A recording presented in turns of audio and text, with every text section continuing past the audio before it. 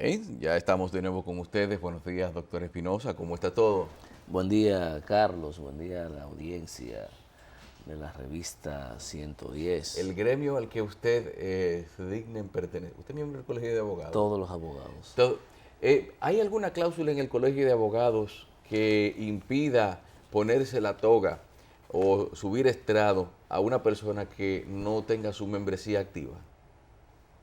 Eso es facultativo de los jueces. Una Porque a veces vez, le piden el carnet, pero no, eso no es un requisito estar activo en el colegio. hace muchos años, yo te voy a decir más de 15, yo escuché a un abogado diciendo, tengo que ponerme al día con la cuota porque si no, no puedo ni siquiera ponerme la toga. No, eso es para votar. Porque le piden el carnet a algunos jueces, pero es para confirmar que es abogado. No tiene que ver con que esté al día en la cuota o no. Habían unos, para confirmar, no para que esté el día, bueno, Claro, no requisito porque, de que la persona que está ostentando la calidad de abogado, pues efectivamente lo sea. tú sabes que a mi papá le pasaba lo mismo con el carnet de Abuncaba, que tenía que tener el pago y el carnet al día, si no, no podía subir a tocar. Eso pasaba. Bueno, Tú sabes, entonces, pero el gremio ahora es exhibido el triunfo en el Colegio de Abogados como una primera victoria del PRM y una tendencia de lo que podrían ser las elecciones. Ahí lo vemos en la primera página del Caribe, donde Luis Abinader le levantó la mano, pero sin embargo, en el PQD también, el PQD se lo elogia también como una victoria de los suyos, la victoria de Miguel Surún Hernández. Ahí lo vemos. ¿Puede realmente tomarse en cuenta esto como un pronóstico de lo que es la tendencia electoral, por lo menos en el momento actual? mira, yo pienso que ayer hablamos de eso y hay que ser objetivo. Si el PLD y el Partido Revolucionario Dominicano hubiesen unificado su candidatura, el doctor Surún no hubiese ganado, ni el PRM. Porque si sumamos lo que sacó Pérez Borque a lo que sacó Diego García, estamos hablando casi del 60%. Por eso yo decía que que no sería correcto plantearse esto como un reflejo de lo que pueden ser las elecciones venideras en la República Dominicana. Porque no es verdad que el PLD, si fuera el caso, tiene 28 y tanto, 30 y pico por ciento, y que el PRD tiene 28 y pico por ciento. Eso no es verdad. No, claro. Ahí lo que está claro es que el fraccionamiento no da buenos resultados. Ajá. Eso es lo que está claro ahí. Más que vender esto como un contundente triunfo de la oposición, hay que verlo con reserva, por lo que te acabo de señalar. Si no hubiese habido dos candidaturas del oficialismo, la historia hubiese sido diferente. A lo mejor no sacan el 60%, pero muy posible que gane. Porque Surún ha Bueno, ganado con un 37%. se dividieron los Se votos del dividieron los oficialismo. votos del oficialismo. Eso es una operación matemática simple. Yo no sé si pudiera traducirse a una operación política, porque creo que ahí se me complica la cosa.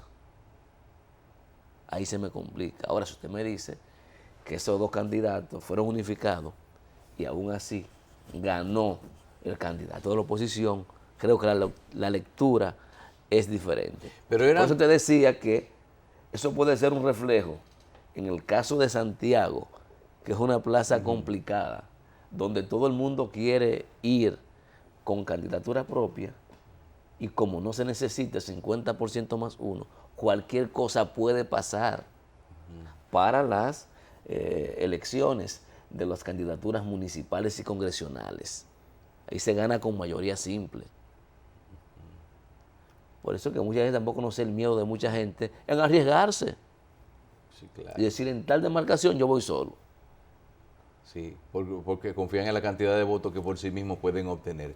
Confiar en Pero eso. ahora, tú dices que el oficialismo presentó dos planchas en el Claro. colegio, pero las dos planchas tenían alineación política con con el presidente Danilo Medina, o había una de Leonel y otra de Danilo, No, no, no, no, o no, era no. del PLD Era del institucional. PLD institucional. Lógicamente, Diego García es un hombre de Leonel, Sí. pero era del PLD institucional y una del PRD. Ahí están las dos planchas, que debió ser una sola. Ok. En la En lógica, función de la alianza en que tienen función ambos, de la claro. alianza que tienen ambos. Ok. Pero nadie quiere ceder espacio. Y lo propio se ve en determinadas demarcaciones territoriales, que prefieren ir solos antes que caminar juntos.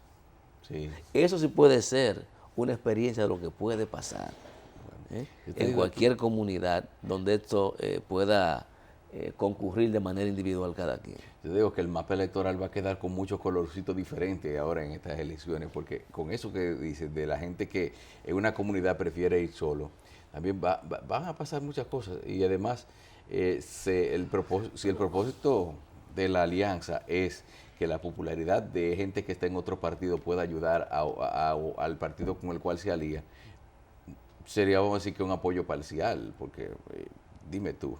Pero yo creo que lo mejor que puede ocurrir en la República Dominicana es exactamente eso, que el mapa electoral en materia municipal y congresional pues quede con una mayor representatividad en el Congreso y en los municipios, porque eso conviene a la democracia, inclusive conviene al sistema de partidos políticos.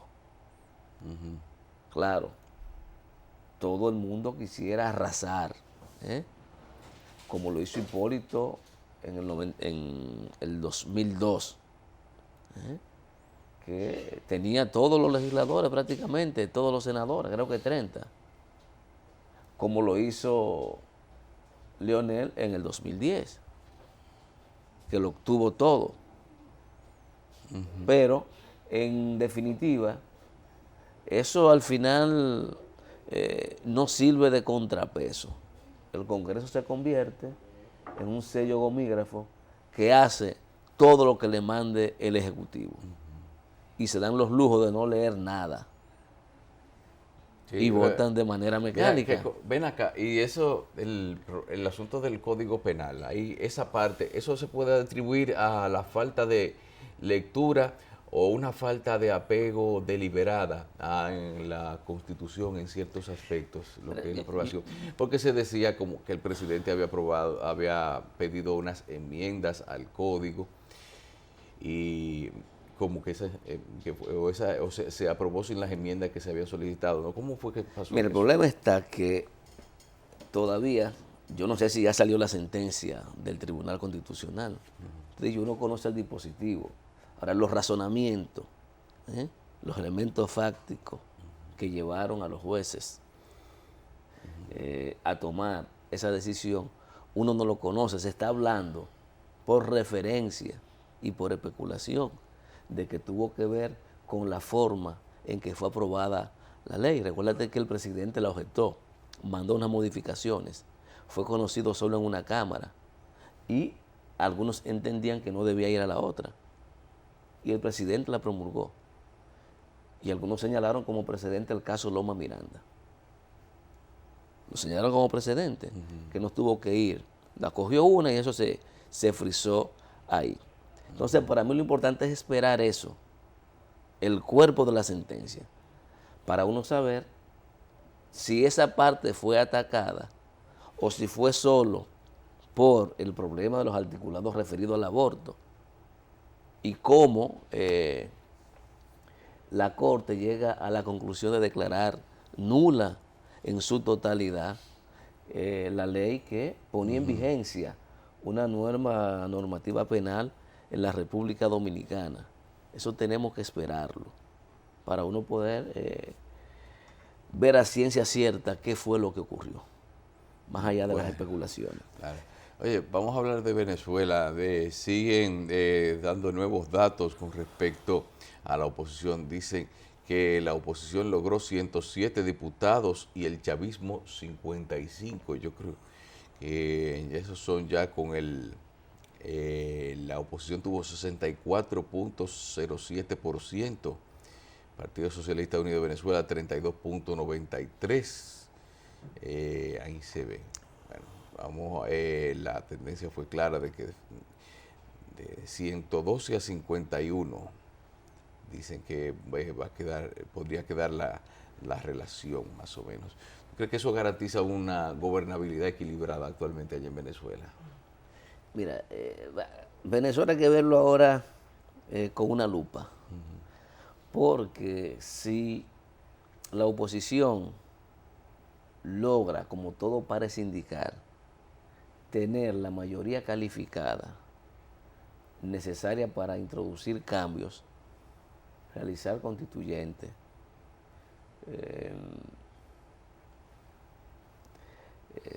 ¿cómo se llama? Cambiar determinadas esferas de poder, realizar modificaciones a la Constitución.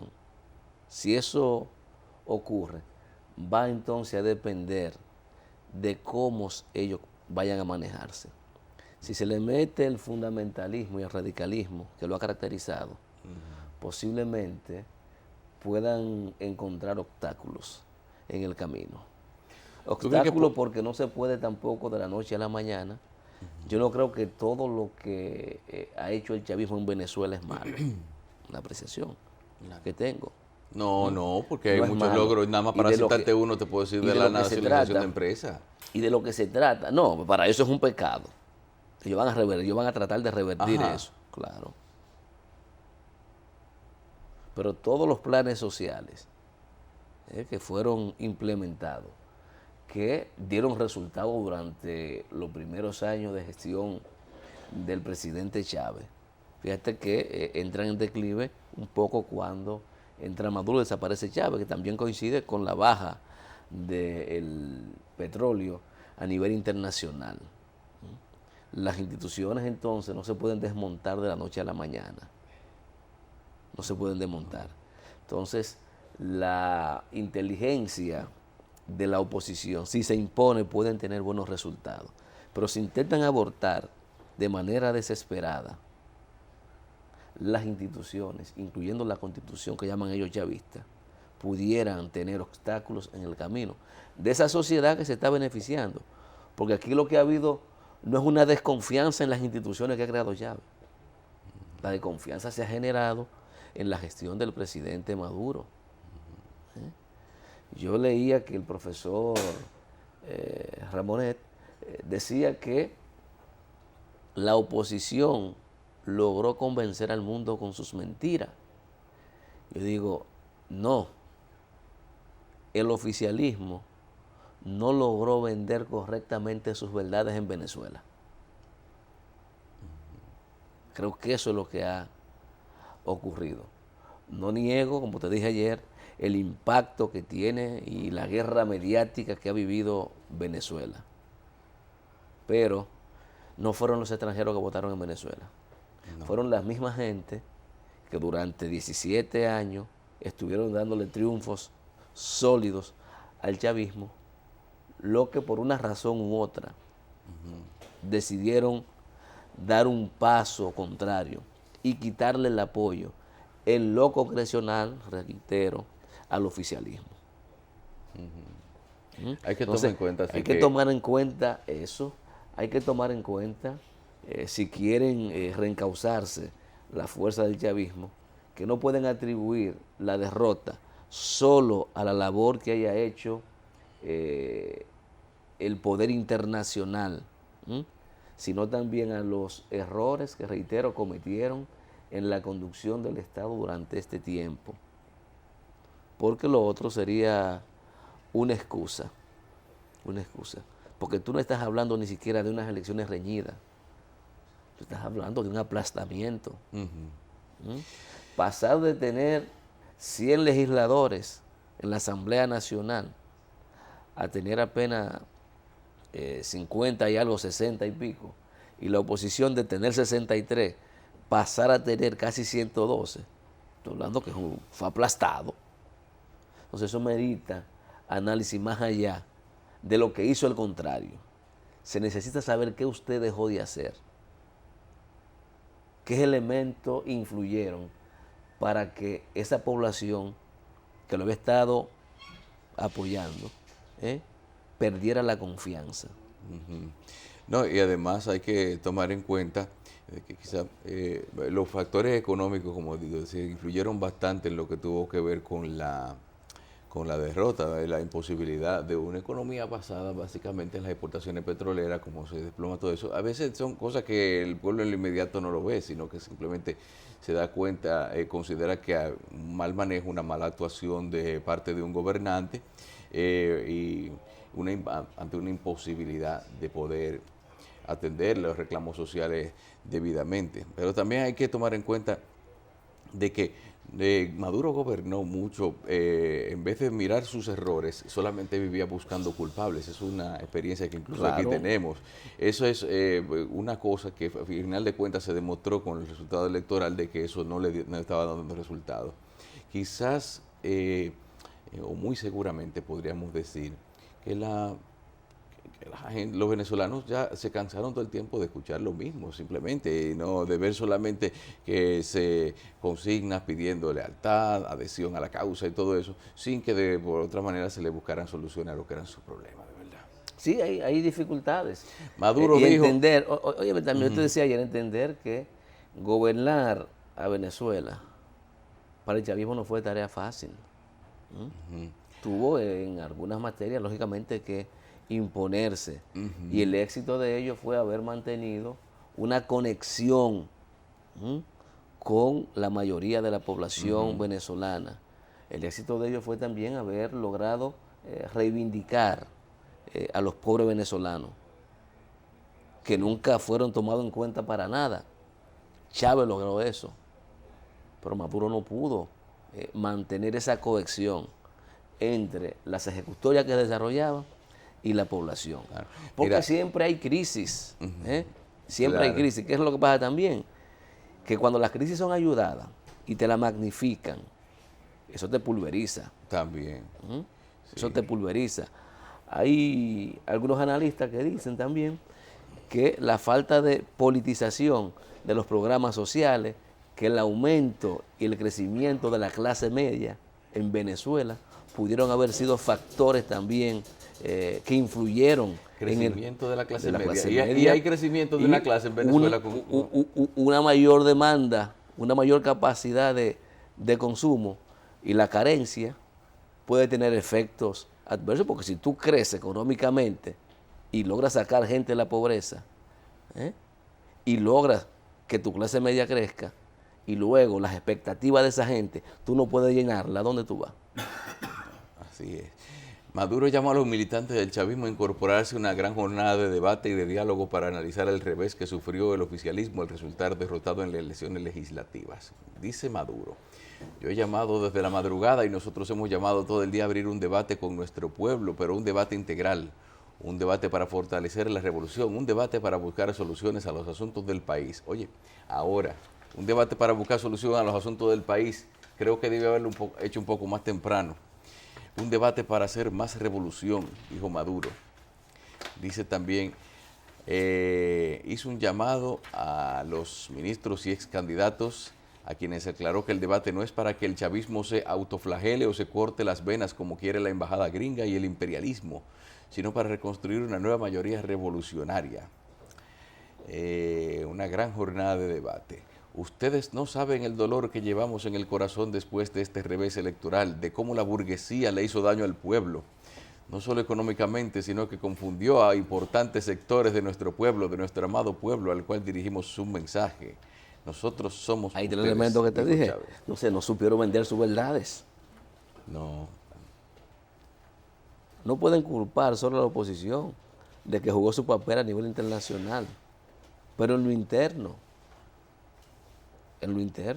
¿por qué ocurrió? ¿Por qué no fueron más competitivas los resultados de las elecciones? tú sabes que también es momento para reflexionar el asunto de, recuerda que lo que ganó fue una coalición, no fue un partido único, de cómo quizás ese emborrachamiento de la victoria que le puede haber llegado a estas personas podría quizás hacer surgir, podría haber una crisis en ciernes quizás en mediano plazo para esa gente. De eso creo que también lo tocaba un poquito ayer. Hay que esperar, faltan 3 años. Faltan 3 años para las elecciones 3 años para las generales. presidenciales. Creo que faltan 3 años para las presidenciales. Entonces han tenido un triunfo contundente. Pero vamos a ver qué pasa. En 3 años pasan muchas cosas. O Maduro no termina, se vuelve loco, le meten un juicio político, lo destituyen. Uno no sabe. Porque hay gente moderada, pero hay gente que son también muy radical en la oposición. Y que seguro van a querer hacer valer esa mayoría aplastante que van a tener en el Congreso, en la Cámara, en la Asamblea Nacional, y acelerar cambios. Entonces no se puede uno desesperar.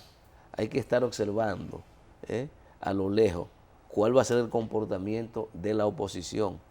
¿Qué garantía hay de que vayan a mantenerse unificados cuando llegue también las elecciones presidenciales?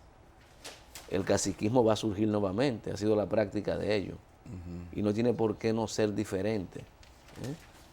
Ahora lo que estaba en juego, hay gente que no le interesa ser legislador, le interesa la presidencia. Claro.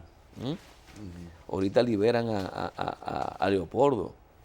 Entonces Capriles, que es el presidente, Leopoldo, la María, la Corina. Pero eso es, bueno, pero se puede hacer desde el Poder Legislativo, se puede accionar en ese sentido, de revertir una acción del Poder Judicial. Del Poder Judicial, pero si se somete a una ley de amnistía y es aprobada. Ah, bueno. Porque eso seguro que va a ocurrir. Ese sería el mecanismo. Seguro que va a ocurrir. Pero claro. O sea, la primera va a ser esa.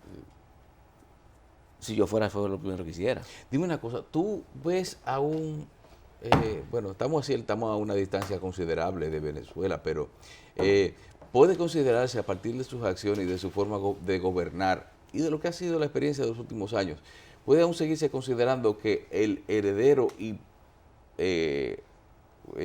vamos a decir, el encargado, el llamado a continuar el chavismo, sigue siendo Nicolás Maduro. No, pero imposible. Ni pensarlo. El heredero más auténtico de Chávez. Ni pensarlo. Recuérdate en la situación. A mí me da la impresión como de que Chávez antes de morirse dijo que Maduro iba a ser su sucesor porque él creía que volvía. No solo eso, posiblemente la persona de mayor confianza de Chávez en el momento era el que tenía los mayores niveles de prestigio, no solamente interno, sino también internacional. Yo te digo, a mí me encantaba el Maduro canciller, te lo reitero, me encantaba. Yo no sé qué le dio a Maduro cuando fue designado presidente de la República. Pero inmediatamente murió Chávez, se transformó totalmente.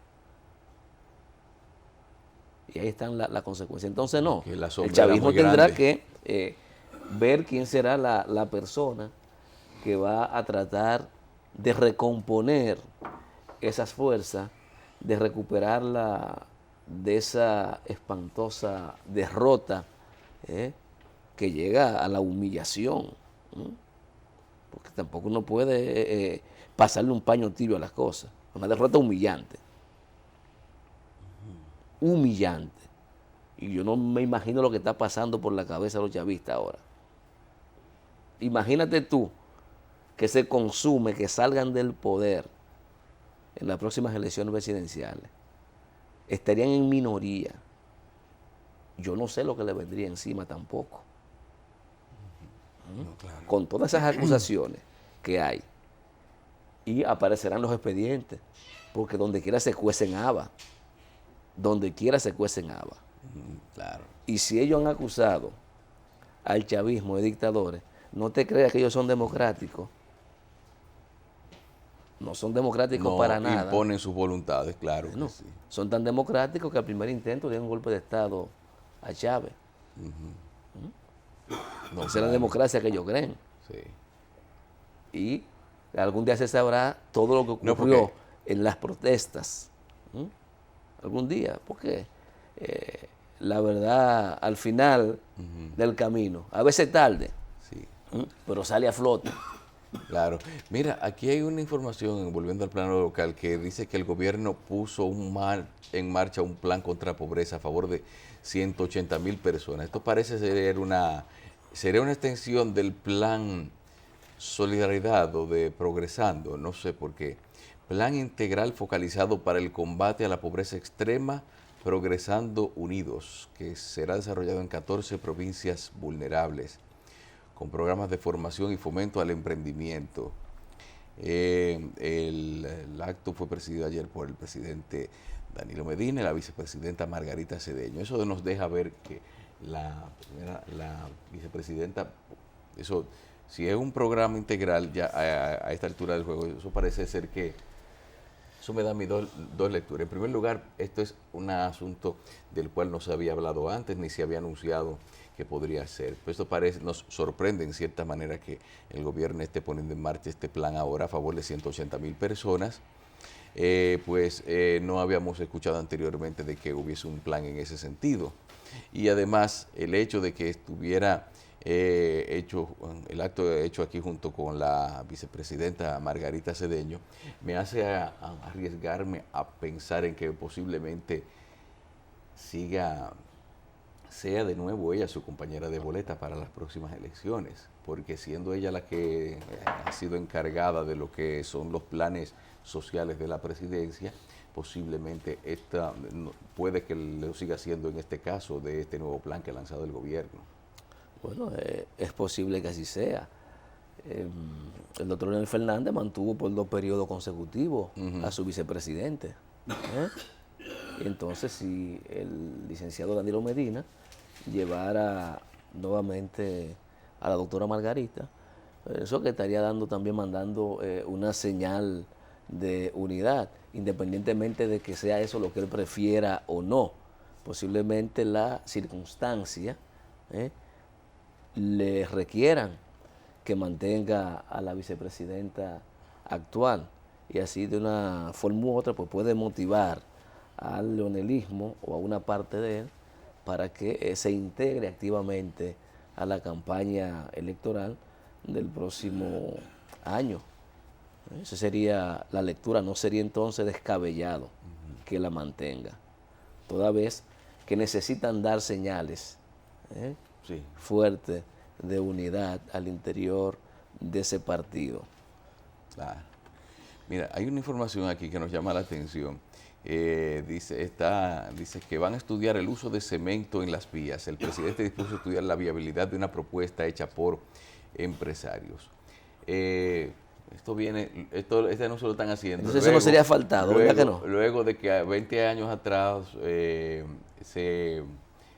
unas vías que estaban, todavía las vías que son de concreto desde cuando la era de Trujillo siguen siendo de concreto y no han tenido un altísimo nivel de deterioro.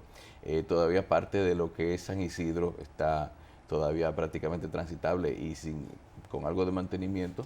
No, o sea, se ha ampliado, se han hecho cosas, pero se recuerda que las vías que eran encementadas son algunas las que permanecen aún así, los tramos que quedan todavía están.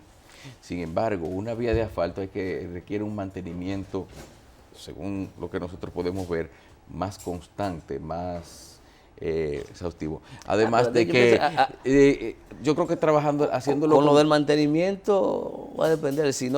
Porque si no truquean el asfaltado y te ponen asfalto de calidad, dura, igual va a ocurrir con el cemento. Claro. Sí, pero aunque hay una experiencia ahí, creo que la Gustavo Mejía Ricardo, hay un tramo que fue pavimentado en cemento. Sí. Sí. De la de Filló a ¿cómo se llama? De la de Filló creo que hasta la Tapia. Sí. Sí. A la Tapia Brea. Sí. Ahí hicieron y ahí se hacía una laguna grandísima. Sí. Pero tú sabes también que a mí me llama que hay otra cosa con respecto al uso de cemento, que por ejemplo no habrían el asfalto tiene una gran cantidad de componentes importados, que es un asunto que para uno gastar menos dólares y defendernos con lo que hay, valdría bien la pena también utilizar el cemento. Vamos a ver ahorita si eso no trae un efecto contrario, ¿verdad? Que los precios de cemento están más o menos cómodos, pero porque empiezan a utilizarlo para asfaltar, eso evidentemente lo va a elevar porque la demanda va a ser mayor. No, y también va a haber asuntos de dónde van a sacar la tierra. Dice el doctor que no necesariamente. Lo que pasa es que ya hay pruebas suficientes de que el cemento es más duradero que el asfalto. Tenemos la Avenida Independencia frente a donde vivía Trujillo, que hoy es la Cancillería de la República. Desde la esquina Lincoln hasta detrás del Vesubio existía un tramo que duró 80 años y le pusieron arriba. La autopista de las Américas y la autopista Duarte se hicieron de cemento, a tal grado que en el caso de las Américas el salitre suavizó mucho con los años y tuvieron que martillarlo. Pero hay una prueba. El cemento es más eficiente que el asfalto. Bisonó lo está usando en sus urbanizaciones. Sí, las urbanizaciones de Bisonó. En la Gustavo hay una prueba, hicieron 100 metros de prueba, pero el asunto es que todavía el cemento es más caro que el asfalto. Y están viendo si el tiempo que dura más vale la pena optar, que eso es lo que está estudiando Gonzalo. Si el tiempo más que da el cemento vale la pena la inversión, porque es alto la diferencia, pero también el tiempo se duplica. Una cosa con cemento prácticamente no necesita mucho mantenimiento. No, claro. Entonces, el problema es, ahora que hay 9 fábricas de cementos, que hay que mantenerlas funcionando, si realmente el Estado puede adoptar eso, por lo menos en algunas vías grandes. Eso es lo que se está discutiendo. Precio, duración. No si es bueno o es mal. Es bueno, pero precio, duración. No, claro. Es como tú decir, yo me voy a comprar un Rolls Royce que me va a durar 100 años, pero no tengo los cuartos. Tengo que comprar un Volkswagen. Claro. Ese es el problema. No, y además se compra el Rolls Royce que le puede durar 100 años, pero que de aquí a los primeros 50 años de vida útil de ese carro, usted sigue teniendo el mismo carro y quizás hay algunas innovaciones tecnológicas que puedan tener modelos posteriores, usted no la va a tener porque usted compró el carro. Sin embargo, creo que ustedes mencionaron ahora mismo que está el componente divisa. El componente divisa en la fabricación, hay 2 elementos que también dañan la posibilidad de cemento, que es el clinker que se está importando y el combustible. Si ellos pudieran evitar, y el asfalto es 100% importado, entonces por ahí es que ellos podían meterse. Si ellos pueden abaratar el clinker y el combustible, por eso es que Manuel Estrella está usando en San Pedro de Macorís biomasa. Porque eso le baja el costo al cemento. Sí. Es interesante, la decisión es interesante, pero hay un elemento peor ahora, que es que el candidato presidencial es cementero. Esa es otra cosa. No, y otro elemento también. Tony Isa lo llevó al terreno que él quería, lo puso a discutir. Y yo voy a decir una cosa, yo creo que hay 2 situaciones que ha caído Abinader esta semana, que lo están criticando, que yo creo que no se debe criticar. Dice que él no debió defender su empresa porque se ve mal. Y yo te voy a decir una cosa, eso es la sincerización de la política. Es como el frente de masa de los abogados. Y él aparece con los abogados diciendo que ese es el principio del fin del gobierno. Siempre el gremialismo ha estado íntimamente ligado a los partidos. Es más, quien actualiza las cuotas de los votantes a veces son los partidos. Yo el otro día estaba en un sitio y llegó alguien y dijo, mira, vamos a perder en el colegio. En el colegio si no buscan los cuartos para pagar la actualización Pero el cuento es que eso no es nada nuevo, pero no es bonito. ¿Entiendes? Pero siempre ha sido así. En la UAS que el rector es PLDista, que el rector es PRDista, que los ingenieros, pero no se dice, porque eso se sabe. Eso es como preguntarle a la abuela cómo fue que nació su hija. A la abuela no se le pregunta eso, pero todo el mundo lo sabe. De manera que esa es la sinceridad. Yo no lo veo mal, ¿eh? No. Yo particular. Igual que tú le preguntabas a Junior si para subir estrado había que estar al día. No, para subir estrado hay que ser miembro del colegio, pero no estar al día. Un juez puede apiar a un abogado porque no le da la tiene. gana. Es más, yo creo que todavía está vigente que el que sube estrado a defender a uno no tiene que ser ni abogado. No, ya ¿Ya lo quitaron? lo quitaron. Como estudiante a veces pueden ir, Yo pero no llegué son a verlo, estrados. yo llegué a ver, Pero no yo son llegué a estrados. ver Ajá. jueces, Por lo menos en no materia abogados. Ajá. Yo pequeño me acuerdo en el cercado que yo vi un juez que se Juez llamaba de paz. Juez de paz. Sí. Sócrates de Ño se llamaba, tío de Francisco Alberto Camaño, Ajá. hermano de la mamá de Francis. Era el juez de paz del cercado. Claro que no habían abogados suficientes, No, era eso. entendible. Y que en no, esa Los época. notarios no, también. no, porque era una Claro, época Los donde notarios tienen que ser abogados. Sí, ya sí. Ya. No, Igual que porque para ser juez. quizá- Antes no era una obligación, pero Quizá era una época donde realmente para ser juez lo primero era ser justo y después ser abogado. O Bueno, por lo los menos- grandes jueces bíblicos eran los un viejos. hombre justo, Los ya, viejos. hombres justos, gente con un sentido de la equidad y el derecho, unos Bueno, jueces pero imparciales. el cemento y el asfalto, lo que están debatiendo, Doctor. no es eficiencia. No, pero hay otra cosa, doctor. Costo. ¿De dónde van a sacar los materiales? Porque también... ¿Qué materiales? Ah, pero ahorita se faja la No, gente no, de, mira, de participación No, ciudadana no. con que están depredando No, los ríos y no, todo de eso. de participación te tengo una perorata. ahora, pero- Está bien. Pero te quiero decir que en cuanto a los recursos naturales, yo creo que en Estados Unidos se inventaron el acero y algunos ambientalistas dicen, tú ves, en el acero no es porque no hay una gota de cemento, solamente en la base. No hay cemento y acero y lo forran. Aquí están forrando edificios al 2x3. Ciertamente, sí. Pero, en el tema del acero se les olvida de dónde sale el acero. Oh, de los minerales, Ah. caramba. Es decir, es menos dañino un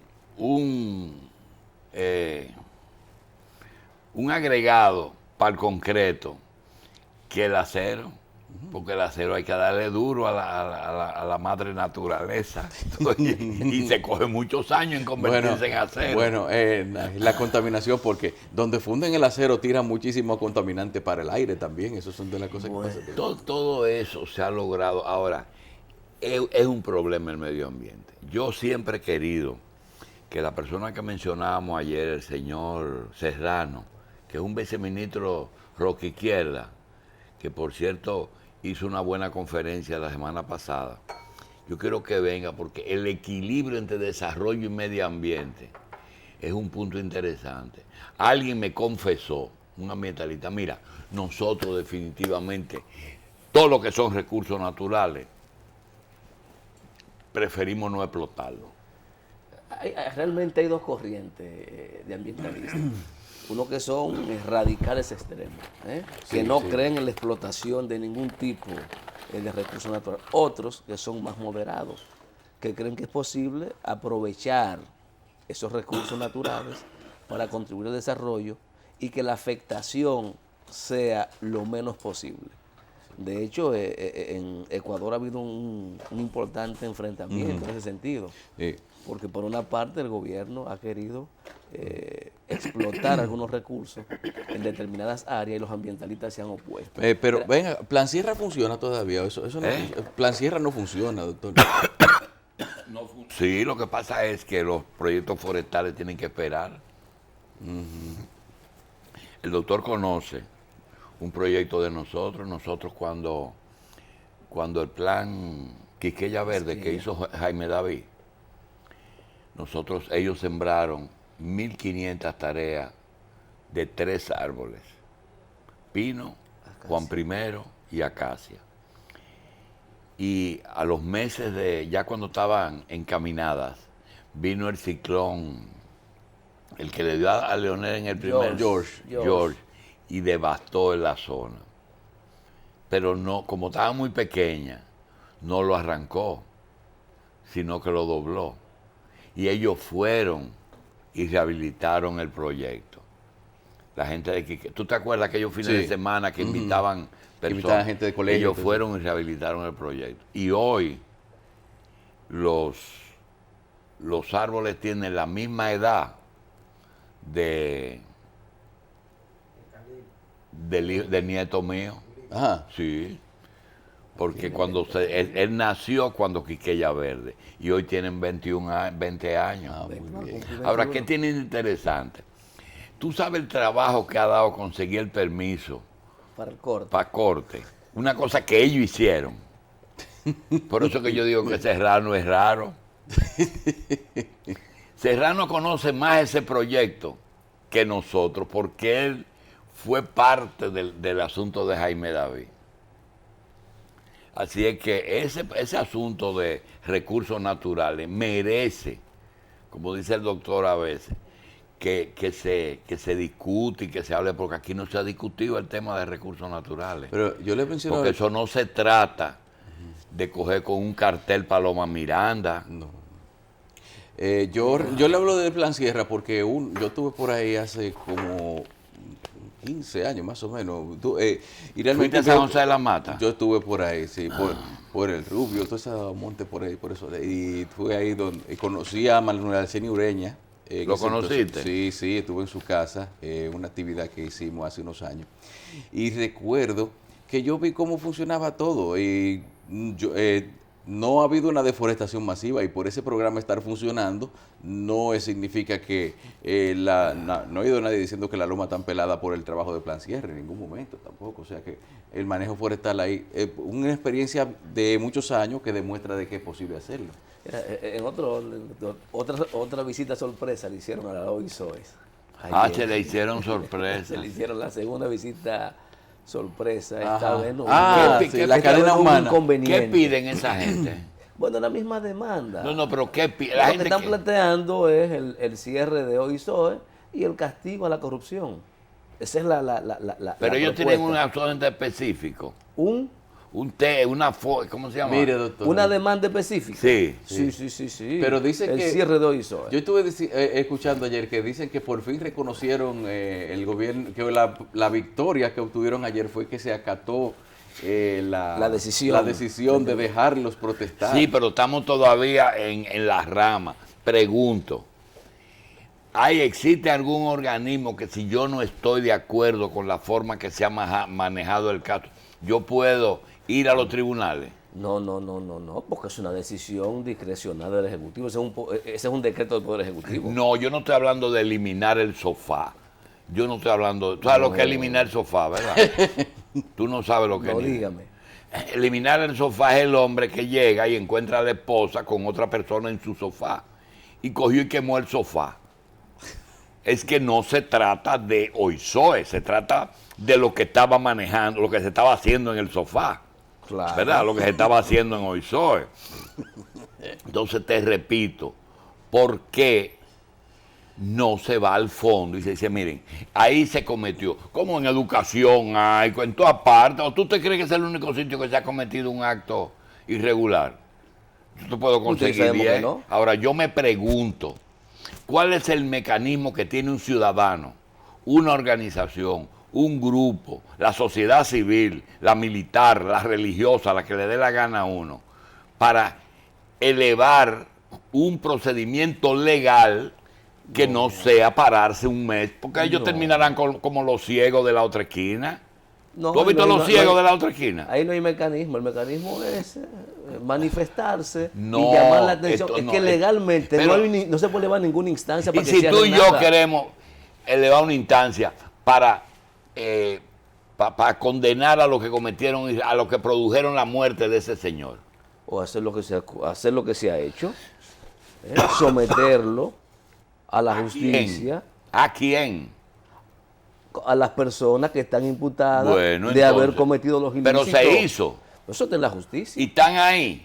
Los dos que él Las dejó dos personas acusados. están detenidas. Y entonces, Sí. entonces hay que cerrar, quemar el sofá.